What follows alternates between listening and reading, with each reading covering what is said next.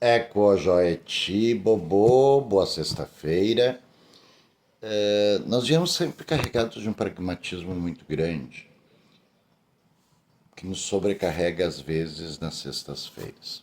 A não sei que você seja enfermeiro, açougueiro ou alguma profissão que você possa vestir branco total, né? Você passa às vezes por umas conotações interessantes, né? Eu sempre ouvi assim: gato de luva, sinal de chuva. Isso era uma conotação tanto que racista. Veja bem, o gato que eles falavam era um gato preto com patinhas brancas, significando que quando o negro estivesse de branco, né, iria chover e não iam poder trabalhar na lavoura. E isso é bem interessante. Mas vai muito além disso, dessa conotação, né? Vai também da incapacidade de saber o porquê de determinadas coisas. Vamos exemplificar. O Joeti, né? O dia que Etiba foi vencido por Elá, né? E Elá, um orixá funfun, que após se retirou para o Orum. No Abametá, no sábado, o dia das três vitórias, né? Ele venceu Etiba 3 vezes, né? Metade de Agum, 3 revoluções. E partiu para o Orum, acorrentando então Etiba no Aie para atentar os Ogberins, os iniciados ao caminho do bem. E as pessoas dizem, mas como assim atentar, né? Isso a gente vê em várias culturas, o diabo, o Iblis, Etiba, o nosso demônio, né? O nosso demônio, em termos, ele está aí testando os Ogberin para que não se desviem do caminho do que é correto. Né? O Joeti não é só o dia de vestir branco, né? Em homenagem e honra a Oxalá.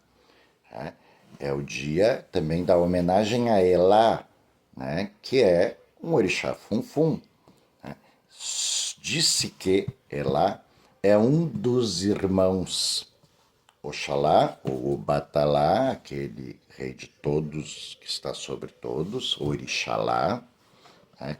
Oxalá, que está sobre todos os outros orixás, que veio para reger os outros orixás no Aie. Disse que Urumilá, Olocum, Obatalá, Elá, o Xodian, né? São todos da família do branco, e isso todo mundo sabe quem é Ogberin. Mas seriam assim os grandes irmãos. Urumilá, o senhor dos destinos, Olocum, o deus do oceano, Obatalá, aquele que está sobre todos os orixás, e Elá, o que venceu, Etiba, Nojó, Etiba. Né? Os dias da semana eu sempre friso muito e falo muito sobre isso, né? Como o Joadje, né? O dia que a Dje veio do fundo do oceano viver na Terra para ensinar o comércio, ensinar o valor do dinheiro e outros valores que foram simplificados como apenas o dia do dinheiro, o dia que chegou o dinheiro. A Dje, também representada pela concha, concha que foi dinheiro na Nigéria, muito tempo, né? Depois dos cauris, depois o... e assim por diante, materiais de troca. Né? Então, Ojoi Shegun, dia que o Sojian venceu a guerra de Jejibo, né? Ojoi Shegun, terça-feira, para nós. Né? Ojouru, né? O dia da flutuação, o dia que é dedicado às Yamis, né? Onde o que tem que dar errado vai dar errado. É mais ou menos uma coisa assim, simplificando, né? O Jobó, o dia que os dias chegaram, né? Os dias chegaram, então começou-se a ter uma métrica. Né? Nesse dia também se diz que o Jobó, né? O dia de arrumar os ibás para o Oro, Oro ritual. Né? A palavra orô muitas vezes é empregada de forma errada, como Ejé, né? Orô passou a ser Ejé, mas orô, ritual, como Ebé, grupo, né? Grupo ou sociedade, e Ejé, sangue. Sangue é Ejé Pupá, sangue vermelho, Ejé Funfun, sangue branco, Ejé Euê, ou Ejé Dudu, sangue negro, sangue das folhas, né? Então, muitas palavras foram se destituindo do seu caráter e simplificadas através do tempo. E isso não só aqui no Brasil, como também em África. Tem muitas remanescentes ainda iorubanos ou da Yorubalândia. Quando eu falo Yorubalândia, eu falo todos aqueles que falam Yorubá ou foram absorvidos pela cultura iorubá. Né? O Ojoeti é o dia sexta-feira. No Brasil, como na África, dia de vestir roupa familiar, axé-bi. Né? Por que o branco? Porque o batalá é da família Funfun, Olocum da família Funfun, Orunmilá da família Funfun. É lá o grande guerreiro que venceu o mal, acorrentando ao Aie, para que os Ogberins, os iniciados, os Ileuás, louvadores de orixá, os Axébi de religião familiar, fossem testados em sua fé. Todas as religiões têm esse elemento regulador. Né? Então, sexta-feira se veste branco por vários motivos. E ele tem um evento cultural muito mais aprofundado que isso. Vamos analisar que cada ebé, cada sociedade, cada grupo étnico que tinha uma definição diferente, mesmo na África, Nigéria em particular, ou na Urubalândia, que abrange Togo, Benin antigamente Dahomey, né, Arami, e foram absorvidos primeiro pela cultura iorubá. Né? Vemos os Quetus, que são os mais cultos, os mais desenvoltos, porque faziam parte da divisa entre o Dahomey e o Yorubás, os povos Yorubás. Mas mesmo assim, lá existiam muitas culturas. Existem mais ou menos umas 860 grupos étnicos distintos dentro do país Nigéria, dentro do grupo Yorubá, sendo a parte Yorubá.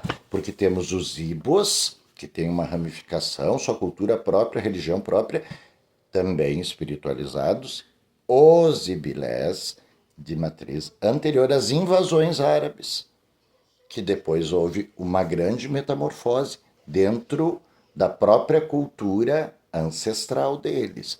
Os Hausas, que também passaram pela mesma situação, e os próprios Yorubás, que com o tempo foram absorvendo partes da cultura Yorubá através da islamificação ou então da Igreja Católica, mas isso é um tempo mais moderno. Né? Então, mesmo lá na Nigéria, houveram muitas modificações, a quais hoje em dia nós refletimos isso num simples dia de Ojoeti, sem saber que esse Ojoeti abrange uma gama cultural muito profunda, né? Muito mais do que simplesmente a shop, só roupa familiar. Nós somos os remanescentes culturais de reflexos e estandartes dessa cultura ancestral, às vezes até mesmo sem saber. Né? Temos palavras na nossa língua portuguesa que remontam à cultura iorubá, à cultura jeje, da romiana, né? Jeje seria a palavra que define estrangeiro em terras iorubás. Qualquer um, Hausa, Ibo, os dahomeyans eram jejes. Né? Então temos os Minus, os Minas, o Minajeje, como dizem, temos os euês, os efons, os ebás, né, os fante, axante e assim por diante, que se juntaram nesse caldeirão no Brasil através da escravidão por Igberabá ou Bani, pela orgulho daqueles reis da época, né? E por uma sistemática monetária que estava em expansão, onde o Erani Araye, as carnes dos humanos, dos viventes da terra, se tornaram mercadoria de troca. Né? Mas vamos voltar ao assunto real. Então, nós somos hoje remanescentes, sim, da cultura iorubá, e orgulhosamente, né? Mas temos que entender o porquê dos porquês. Temos que sempre estar se aprofundando. Tem um doutor, historiador, chamado Flávio, tem uns vídeos ótimos. Temos um historiador, Babá Anderson, do Ilê Axé Bocofum. Temos o Babá Júlio, de Logon Edé, que fazem sempre uma observação. O Babá Júlio faz uma observação muito inteligente, que é: ser diferente faz a diferença. Mas o que você faz com a sua diferença é o que vai importar dentro do seu meio. Né? Não existe uma Bíblia, não existe livros, né? Existe culturalmente passado oralmente. E essa oralidade é que fez fortalecer costumes. E esses costumes são refletidos na arte, na música, na culinária, na roupa, na maneira de trançar os cabelos, na maneira de botar o seu equeté, o seu alá, o seu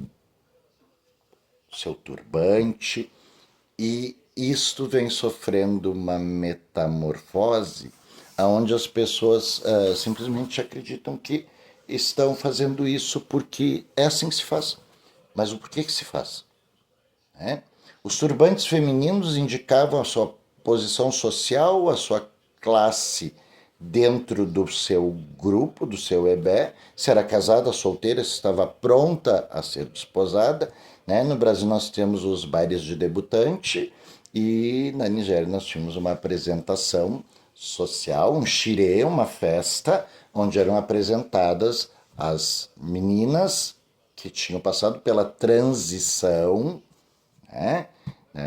mês de Ebebi, onde elas se tornaram de meninas, se tornaram mulher, estavam prontas para ser cortejadas. Existia toda uma sistemática, uma alcoviteira, todo, que hoje não vamos falar sobre isso, porque senão seria muito longo.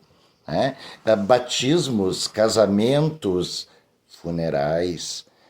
Então, somos herdeiros destas memórias. E o que estamos fazendo com as nossas memórias? Como estamos sendo guardiões dessa memória se nós não tivermos o conhecimento do porquê? Então, vestir branco, axé-bi, é todo aquele que foi iorubalizado. Porque a cultura iorubá foi a terceira leva que veio para o Brasil. Os angolas, os tchejes, depois os iorubás. Os próprios iorubás escravizavam e tomavam as tribos e mandavam para o Brasil, vendendo para os holandeses, portugueses, anyway. Então não seja só um tijolo branco no muro, seja um tijolo que faz a diferença, porque ser diferente faz a diferença. Vista a cor compatível ao seu ibi, à sua família. Se você é dedicado na cultura iorubá e reconhece Orixalá como rei de todos os orixás, você vai vestir branco. Na África, existe assim: o país, o estado, a cidade e a família, os círculos e os pequenos círculos. Cada família era dedicada ao culto de um determinado orixá, que era guardião daquela família, orixá familiar, né? Ibilé, religião familiar. O culto da cidade, o orixá que regia aquela cidade, e era louvado em determinados períodos, vestia-se roupa daquele orixá. Do seu estado, daí se vestia conforme a festividade do estado e do país. Então, se você ver uma pessoa vestindo cores diferentes, não seja mais um inquisidor. Né? Compreenda a diferença. Como diz o Babá Júlio, ser diferente faz a diferença. Né? Respeite essa diferença. Entenda essa diferença. Converse sobre. Sabe, nós estamos passando uma época, no Brasil principalmente, onde nós devemos ampliar nossa rede de conhecimento, expressar nossos conhecimentos sobre a nossa origem da matriz africana, mesmo que você não seja considerado africano. Então a gente diz branco africanizado. Isso tem mais a ver com outras coisas, né? Se você ver sobre o Ipori, por exemplo, o Ipori a placenta, né? Ipinha o umbigo, né? Nessa causaria multirracial que vivemos no Brasil, onde somos remanescentes de múltiplas culturas, né? Eu, por exemplo, né, como sou SRD, sem uma raça definida, temos várias raças. E essas várias raças também nos ligam ao orixá. E se a África foi o berço da humanidade, muitos de nós podemos estar replicando hoje, apesar de muito branco, ou muito preto, ou muito amarelo, ou muito azul, ou muito cor-de-rosa, estar replicando a nossa herança genética que nos une à Mãe África. Né? E sermos, então, iniciados ao orixá, ao Ogberin Orixá, aqui no Brasil, não só lá na Bahia, no norte, mas como no centro, como ao sul, e a nossa cultura está se difundindo, Argentina, Uruguai, Paraguai, América Central. Essa responsabilidade de conhecimento nós devemos passar para os nossos mais novos, como os mais velhos nos passaram. Desculpe. E debater, conversar, falar sobre e fazer com que a luz do entendimento venha a todos nós. Não tem um que saiba tudo, mas não tem um que não saiba nada. Vamos juntar tudo isso para entender melhor a nossa expressão de Ashebe, roupa familiar, daqueles que são Ogberin Orixá, aqueles que são iniciados de Orixá, e o porquê vestem branco. Existe também uma outra ramificação aqui no Brasil, 1734, 14 e 15 de janeiro, a Revolta dos Malês. Na Revolta dos Malês, né, muitos humanos comiam da terra para morrer, para voltar em espírito para a África. Isso tem muito a ver com a cultura ancestral, que quando do batismo é dito e posto os pezinhos da criança na terra e dito que ela sempre vai ter a terra da família para retornar, porque existia um hábito de enterrar, sepultar os corpos dentro da casa, abaixo, uma espécie de porão, e ali eram tratados, né? Tem a ver com reencarnação, né? Babatunde, o pai retornou, né? Então, vem deste período, e na Revolta dos Malês se afogavam tentando ir para o oceano para morrer ou para fugir, para voltar para a Mãe África, né? E existia neste caldeirão da época, né? Os malês são pessoas de origem africana islamizadas, né? E há um costume dentro do Islã aonde se veste branco na sexta-feira, se usa proteções de cabeça branco para lembrar da presença de Allah, né? Allah é o nome de Deus em árabe, não é o Deus dos árabes, né? Para nós, Olorum, o Eledumare, aquele que vive na casa do céu, é o nome de Deus. Deus em si não tem um nome particular, né? Os seus mensageiros têm, assim como no Islã são os profetas, como para os hebreus são os profetas, os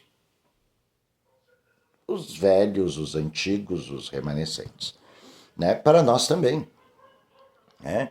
Nós temos esta crença. Então, neste caldeirão, em 1734, houve a Revolta dos Malês, onde houve essa mortandade horrorosa, comendo terra, se afogando ou sendo mortos pelos tutores de escravos, e se absorveu a cultura do axé-bi.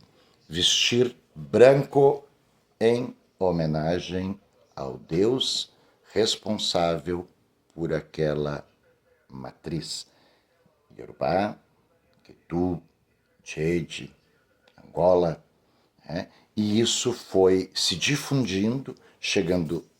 Candomblé é uma religião brasileira que teve sua própria formação e sua própria cultura, da associação das muitas nações que vieram para o Brasil e onde se desenvolveram os hábitos, fundamentos, hábitos que são empregados até hoje em vários lugares. A Umbanda, que mescla tanto o espiritismo europeu como os cultos tribais brasileiros, indígenas, xamânicos, como louvação aos pretos velhos, que seriam os eborás, que vieram para o Brasil e eram guardiões da cultura. Assim como também orixás, né? Se ouve muitas vezes dizer Nhançã, orixá da Umbanda, né? Rainha do seu Jacutá, Jacutá, aquele que combate os inimigos com rocha, Nhançã, orixá, o orixá de Umbanda, orixá só existe um orixá, né? Kofiobá Olorum, né? Kofiobá Oxalá, só existe um rei que é Oxalá, também pela englobação daquela cultura iorubá sobre as outras culturas. Né? Por exemplo, Dan, o brilho de Dan, o brilho da serpente, né? Do Dan Romei, Dan seria o Ijobá da cultura, né? Como a Junsu, como Kaviuno, né? Das famílias, que também houve essa associação, desde que respeitassem o chefe, o orixá do rei, todas as outras tribos seriam respeitadas e cultuadas seus orixás. Assim nasceram as famílias do Jeje, como assim nasceram as famílias dos Yorubás, respeito mútuo. E às vezes não acontece muito aqui no Brasil, não. Porque é muito fácil, né? As pessoas olham, porque ela está vestindo branco, né? Gato de luva, sinal de chuva. Preconceito. Né? Mas está arraigado dentro da cultura brasileira. Mas assim, nós temos nessa situação esse hábito que herdamos lá da Revolta dos Malês, de vestir branco na sexta-feira. Mas lá na África também, né? Na Nigéria em particular, se veste o branco daqueles que têm Orixalá, Obatalá, Oxalá, como o rei de todos os orixás.